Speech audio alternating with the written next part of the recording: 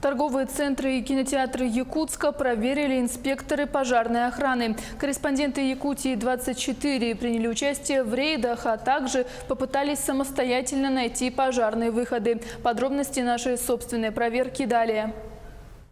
Сейчас мы находимся на втором этаже торгового центра, и для того, чтобы провести наш эксперимент, поедем на самый верхний этаж и попробуем найти эвакуационный выход. А для того, чтобы узнать, сколько времени нам для этого потребуется, я буду засекать таймер. Пускаем таймер. Сколько времени нам потребуется для того, чтобы выйти из здания.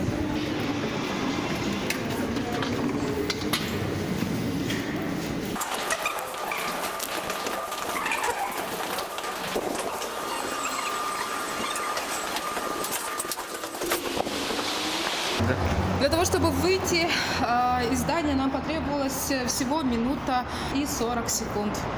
Мы имеем 6 выходов эвакуационных. Два основных, это первый и второй этаж центральные. И по бокам, значит, вот еще 4 эвакуационные лестницы. Можем сейчас посмотреть во время сеанса, открыты у вас двери или нет? Конечно, можем.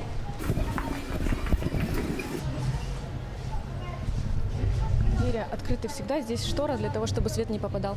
И второй выход мы можем обойти с той стороны.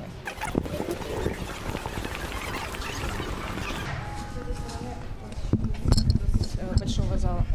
С большого зала два выхода с той стороны и с этой стороны. Использована ткань противопожарная, которая также должна блокировать. Но не все так радужно оказалось в других торговых центрах столицы. В частности, одно из популярных среди жителей и гостей Якутска место прямо в центре города показалось нам не самым безопасным. На 5-м этаже один из выходов оказался перекрытым. Побежали через другой, но внизу нас ожидали закрытые на ключ двери и в полной темноте.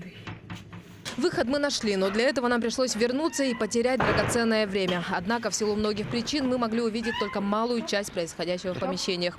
А от зоркого глаза специалиста они точно не ускользнут. Во время уже официального рейда инспектор пожарного надзора в торгово-развлекательном комплексе столицы указала на несколько недочетов. Вот эти стеллажи отсюда нужно будет убрать, потому что по направлению выхода они у вас стоят. Нарушения пообещали немедленно устранить. С другими замечаниями тоже не стали спорить. Все эвакуационные пути и выходы должны быть открыты на момент нахождения людей в здании. В ночное время, да, когда людей нет в здании и там из персонала 1-2 человека, это возможно. В целом, грубых нарушений, которых сотрудники не смогли бы исправить незамедлительно, инспектор не зафиксировала. На то, что любая мелочь в экстренной ситуации может сыграть свою роковую роль, неоспоримо.